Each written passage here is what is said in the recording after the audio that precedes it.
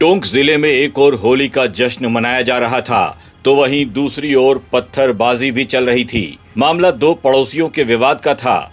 वजह पुरानी रंजिश बताई जा रही है, लेकिन होली के रंगों के बीच इस झगड़े को मजहबी रंग दे दिया गया। मामला पुराने टोंक क्षेत्र का है, जहां दो परिवारों का विवाद देखते ही देखते दो समुदायों के झगड़े में तब्दील हो गया। पत्थरबाजी हुई और देखते ही देखते हालात बेकाबू होने लगे। पूरे शहर में दहशत का माहौल बन गया। इसके बाद पुलिस का भारी जाब्ता मौके पर पहुंचा।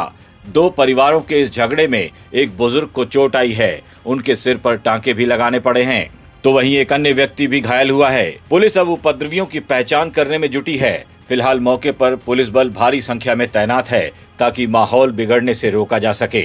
इसमें दो परिवारों के बीच लड़ाई हुई और जिसमें कुछ इधर से भी भीड़ इकट्ठी हुई और दोनों तरफ से जो भीड़ इकट्ठी हुई उस दौरान कुछ लोगों के आपसी में चोटें भी आई और खैर उसमें कोई ज़्यादा गंभीर नहीं है।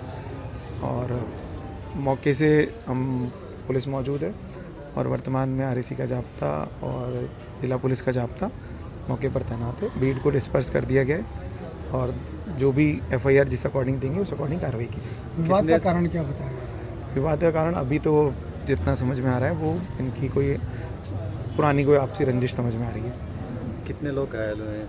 जी अभी तो केवल एक व्यक्ति जो अस्पताल में भर्ती है, चोटिल है, जो एक बुजुर्ग हैं, उनके टाँके हैं और बाकी लोगों को भी हम आइडेंटिफाई कर रहे हैं, लोगों से बात भी कर रहे हैं कि किस किस की और चोटें आई हैं, तो उनको भी बुला रहे हैं। मैं आपके माध्यम से ये कहना चाहूँगा किसी भी प्रकार की कोई अफवाह पर ध्यान नहीं दें और सामाजिक सौहार्द बनाए रखें, क्योंकि आज जैसे होली का त्यौहार है, धुलंडी है, रमज़ान भी चल रहा है, तो सभी सांप्रदायिक सौहार्द बनाए रखें। इस झगड़े के बाद दोनों ही पक्ष अब एक दूसरे की गलती निकाल रहे हैं। कहते हैं कि पहले शुरुआत उनकी ओर से की गई थी। हालांकि जो भी हुआ वो त्योहार के दिन हुआ, जब लोगों को एक दूसरे को गले लगाकर भाईचारे का संदेश देना चाहिए था।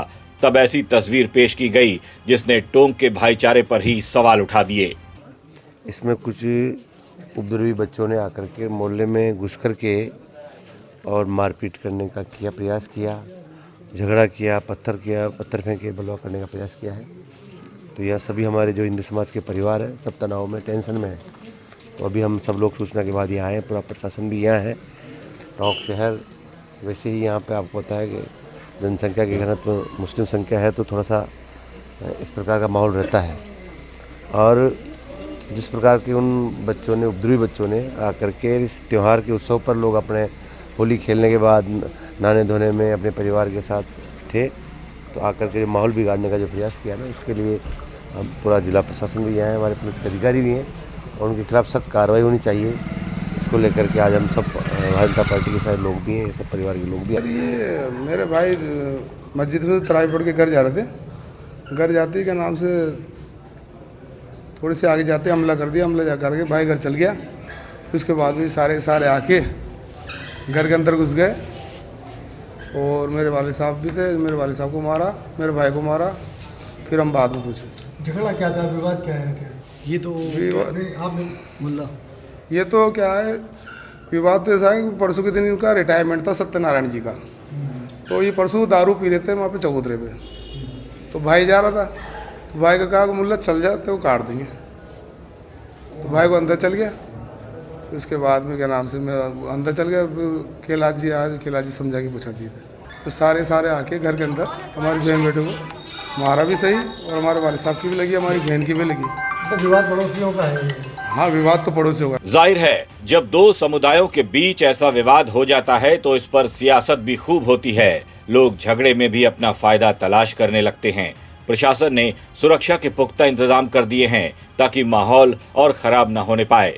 राजस्थान तक भी आपसे ऐसी अपील करता है कि समझदारी से काम लें, अफवाहों पर ध्यान बिल्कुल भी ना दें और आपसी भाईचारा और प्यार बनाए रखें, क्योंकि ये भी 100% सच ही है कि मुसीबत के वक्त पड़ोसी ही पड़ोसी के काम आता है, फिर चाहे वो किसी भी समुदाय का क्यों ना हो। दोस्त और रिश्तेदार तो बाद में पहुंचते हैं। इस खबर पर अपनी राय हमें हमारे कमेंट बॉक्स में लिखकर जरूर बताइएगा। राजस्थान तक के लिए टोंक से मनोज तिवारी की रिपोर्ट।